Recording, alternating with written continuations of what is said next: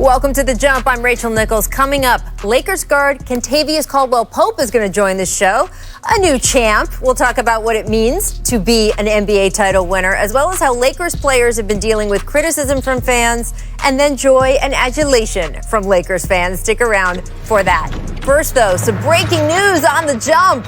The Clippers and Ty Lue have agreed on a 5-year deal to make him the team's new head coach, sources told our Adrian. The sides completed negotiations Thursday afternoon. The Clippers search landed on the 43-year-old Lue based on his championship pedigree, playoff successes as a head coach in Cleveland, as well as his strong ability to communicate with players, sources told Woj.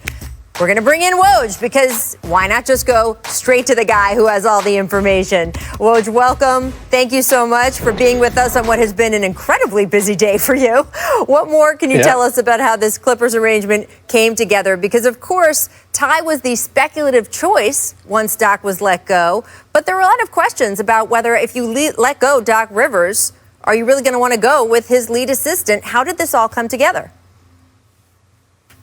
Rachel, when they let Doc Rivers go, Steve Ballmer wanted to conduct a search. He wanted to go out and talk to other candidates, and they did that. They talked to, I think, at least probably close to 10 to 12 candidates around the league, maybe even more, and we're serious about a couple.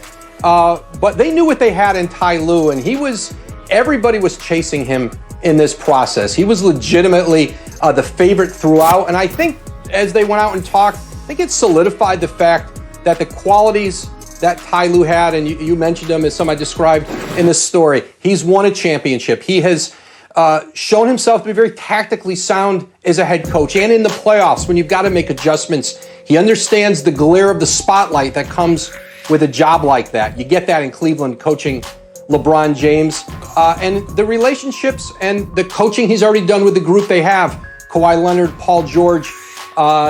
He was from the very beginning the favorite, and there was nothing in the process that dissuaded the Clippers from thinking that they had the right guy right there for them. 5-year contract, I'm told, and they really see Ty Lue as somebody who's going to be a program builder, and they hope to have him in place for a very long time. It's interesting when you look at his journey here because he was offered the LA Lakers job last season, and he decided not to take it because of the kind of contract they offered him, because, and this is all from your reporting, what they had decided about who his assistants would be. Do you think in the end, waiting that year, the Lakers went on and won the title without him? Now he's with the Clippers, he's got the head job and the more favorable contract you just mentioned. Do you think that in the end, he's going to be happy with the way he played all of this?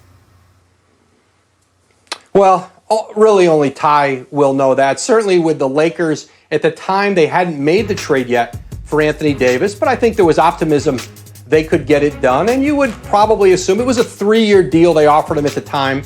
And it was essentially the same deal Frank Vogel took with the Lakers. And excuse me, you'd expect that at some point here, Frank Vogel, whether it's this year, next year, might get an extension off that. But it's a decision that Ty Lue made in the moment. And now, listen, he gets a chance to stay in LA. An organization that certainly has championship aspirations, but a team that very much underachieved, losing in the conference semifinals, blowing that 3-1 lead to Denver. And listen, there's a lot of work to be done within the Clippers to compete with the Lakers. They thought they would do that this year. They couldn't even get to that conference finals. But Ty Lue now certainly with an organization, Lawrence Frank as the president, Mike Winger at GM, Steve Ballmer, they know him, they believe in him. And he gets an opportunity here to, now try to compete with a Laker team that he had for a very long time dreamed of coaching. Yeah, it is fascinating. I think all of these chess moves, watching them play out over, in this case, a 2-year span with Ty Lue and seeing him finally end up with the Clippers with this kind of contract.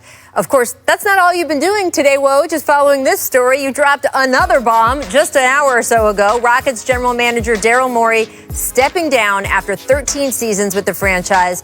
Rockets are planning to promote Executive Vice President of Basketball Operations, Rafael Stone, to general manager, according to your sources. So what led to this decision with Daryl? Yeah, Daryl Morey had been thinking about this, I'm told, in the bubble and then coming out of the bubble. sitting down with Tillman Fertitta, the Rockets owner, and started a conversation about the idea that he might be ready to step away. As you said, 13 years as the GM, 14 years in Houston, a lot of success. They were the second winningest team in the league in the regular season over that period. Only the Spurs have won more, and 8 straight trips to the playoffs. Didn't win a championship, didn't get to the finals, but everything short of that. And I think for Daryl Morey, it's a chance to sort of hit the reset button in his life. Both of his children are college age. They're going to be taking gap years during the pandemic, a chance to be with them. And I think Daryl Morey has aspirations to at some point return in the NBA, on the team side. But he sat down with Fertitta. They went through this and finally came to an agreement. And Morey is going to continue. He's been involved in the coaching process, and he's going to kind of help shepherd them here until they get a hire and kind of in an advisory role as Stone now moves up and takes over as GM. It's so interesting, and obviously such a tumultuous year for the Rockets, for Daryl Morey specifically, starting with that tweet and all that happened after that in China. But he's been a central figure in the NBA, as you note, for more than a decade, and it will be strange not to have him in the league next year. We certainly wish him the best with all he wants to explore, and we do hope that he comes back. Woj, thank you so much for joining us. We really appreciate it. Maybe give that phone a rest for like 5 minutes before you throw us any more big Woj bombs, but we are on for the next hour, so anything you want to break in the next few minutes, just you feel free. So thank you so much. Will do. Thanks, Rach. All right, I now want to welcome in Matt Barnes, NBA champ, Amin Elhassan, our front office insider.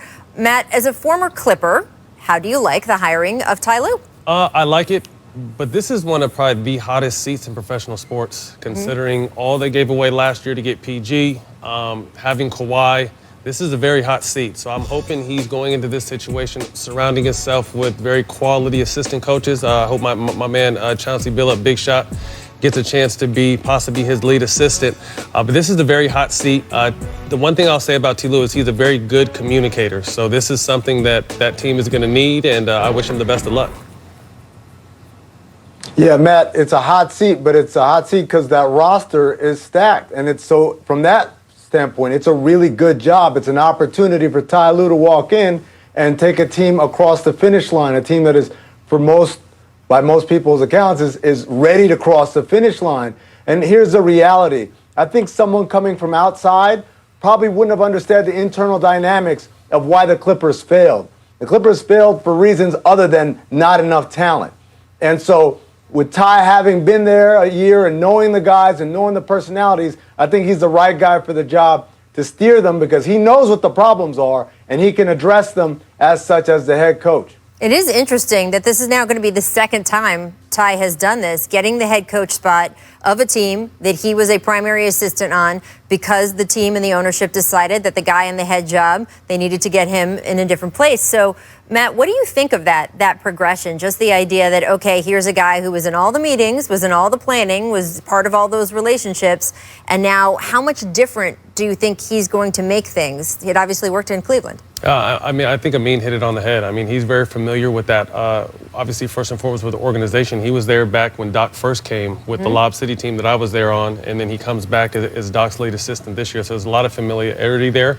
How much different is he than Doc? I mean, Doc has pretty much raised this guy as far as in the coaching ranks and given him some pretty quality opportunities and spoken on his behalf for him to get other jobs. So, like I said, it's going to be very interesting to see what he brings to the table because, like I said,